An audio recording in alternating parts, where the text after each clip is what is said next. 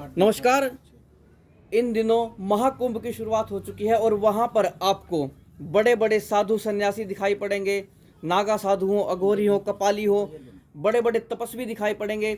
लेकिन ये ज़रूरी नहीं कि आपको तपस्वी, आपको योगी, आपको यति, आपको साधु और सन्यासी केवल कुंभ में ही दिखाई दें। और ये भी ज़रूरी नहीं कि जो तप कर रहे हैं वो तप आपको केवल उस कुंभ में ही दिखाई दे।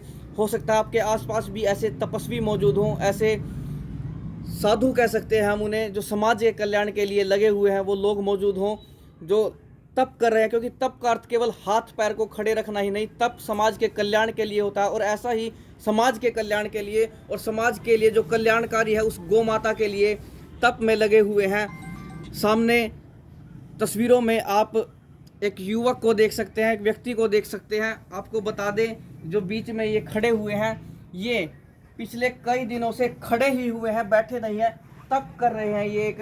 और ये तप है गौ माता के लिए। आइए जानते हैं कि वो तप क्या कुछ है। एक बार तो परिचय दीजिए अपना। नाम रामपाल।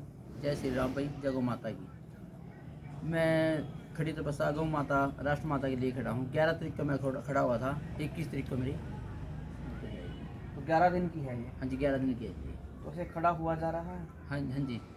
ये जो तप आप कर रहे हैं या जो आपने ये प्रतिज्ञा कहें हम इसे की है, ये किस लिए की है आपने? ये किया है, जो अपनी गौ माता है, जो अपनी रोडों में भटकती है, जो एक्सीडेंट होते हैं, जो ये गौ को ले जाते हैं ठा के, इनसे बचाया जाए। हमारी गौ माता राष्ट्र बनेगी तो हम कोई भी खतरा नहीं रहेगा। फिर तो हम अपने घर बैठेंगे फिर तो आराम कुछ से। आप ये जो तपस्या कर रहे हैं इससे आपको फलित होता दिखाई दे रहा है? 100% होगा, 100 की 100%। हमारे नए शिव सैनी है जो, वो 100 की 100% हमारी मांगे पूरी करेंगे। आप खड़े होने में काफ़ी तकलीफ भी हो रही तो होगी, गौ माता को तकलीफ है तो हमारे को तकलीफ 100% होगी। लेकिन तब इसको कहेंगे। इसी को तब कहेंगे। अमरनाथ भाई, आप बताइए, क्योंकि आप सब लगातार, हमने जितने भी गोरक्षक देखे हैं, गो सेवक देखे हैं, गो भक्त देखे हैं, लगातार ऐसे कामों में लगे हुए रहते हैं। अभी ये देखिए कितना मुश्किल है इनके लिए खड़े होना।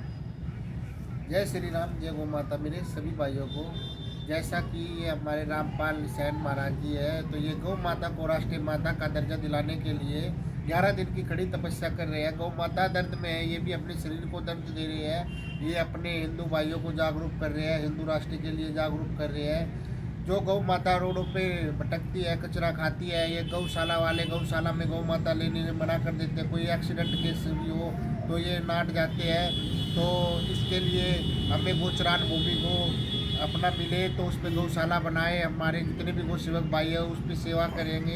हम दिन रात गौ माता की सेवा में लगे रहते हैं, मगर फिर भी हमारी आवाज़ आगे तक नहीं पहुंचती। तो हम ऐसे नहीं तो किसी और जरिए से भी पहुंचाएंगे। हम गौ माता के लिए अपना जितना भी बढ़ चढ़ कर होएगा तो अपना काम करेंगे। गौ माता के लिए ही हम सदैव तैयार रहते हैं 24 घंटे। जय श्री राम।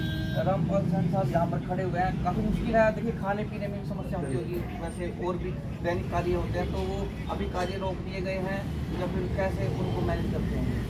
देखो, जो कार्य है धीरे धीरे कैसे ना कैसे करते हैं। हम भी महाराज जी के साथ खड़े, कोई भी घर का कार्य हो हम जाके थोड़ा बहुत कर आते हैं। तो महाराज जी को हम दिक्कत नहीं होने देंगे जब तक हम ये गौ माता के लिए ही खड़े हैं, हमारे लिए ही खड़े हैं। जो गौ माता का वो हमारा है।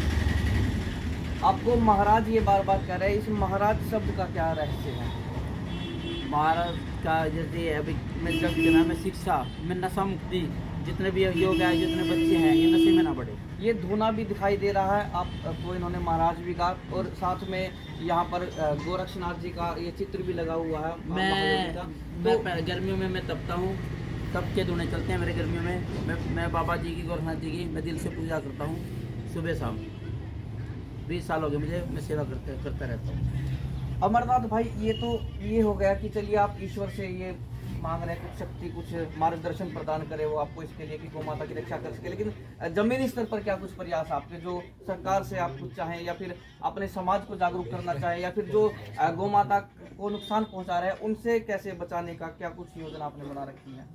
देखो, जितना भी होएगा, देखो राज्य स्तर पे हम है राज्य स्तर पे ही कार्रवाई कर सकते हैं। केंद्र स्तर तक पहुंचना अभी बहुत मुश्किल है। धीरे धीरे जागरूक होएंगे। जैसे महाराष्ट्र में गौ माता को राज्य माता का दर्जा मिला है, हम भी नयाब सिंह सैनी से यही मांग करते हैं हमारी माताओं को राज्य माता का दर्जा हरियाणा स्तर पर भी दिया जाए। जो जितनी भी वो चरान भूमि है जो कब्जे करे बैठे हैं सरपंच, वहाँ कुछ और बना रखा है, जो गौ माता रोडों पे भटकती है, तो सभी को चरान भूमि को छोड़ा जाए, वहाँ गौशाला बनाई जाए। और जो ये दूध पी के छोड़ते हैं उन पे कठोर से कठोर कानून बनाया जाए। जो दूध पी के छोड़ता है उस पर 20,000 का जुर्माना लगना चाहिए और 1 से 1.5 साल की सजा अलग होनी चाहिए। आपको सरकार से या समाज से या कोई भी आपके जो साथी हैं उनसे सहयोग मिल रहा है? नहीं, देखो हमने किसी से सहयोग नहीं लिया, ना हम किसी से सहयोग ले रहे हैं। धन का नहीं, वैसे अपना जैसे शारीरिक श्रम कोई कर सकता है, आपके साथ चला जाता है या कोई सूचना दे देता है, उस प्रकार का सहयोग? हाँ, अपने शहर की जनता जो देखो हमारे साथ नहीं जा सकता, जो किसी को कुछ भी दिखता, हमारा नंबर लगभग शहर में सभी के पास है। ये नहीं है, हर कोई शहर में हमें जानता है। जो भी सूचना आती है हमारे फ़ोन के जरिए, हमारे व्हाट्सअप मैसेज के ग्रुपों के जरिए हमारे तक पहुंच जाती है। जितना हमसे होता है हम गौ माता की सेवा करते हैं, हम पीछे नहीं हटते। रात के 12 बज रहे हो, 1 बज रहे हो, 2 बज रहे हो, हम कुछ नहीं देखते। अपना गौ माता के लिए हम तैयार सदैव खड़े रहते हैं। आपको महाराज इन्होंने कहा, तो कुछ संदेश आप एक महाराज के तौर पर समाज को देना चाहेंगे? आदेश आदेश, ओम शिव गोरख, ओम शिव गोरख।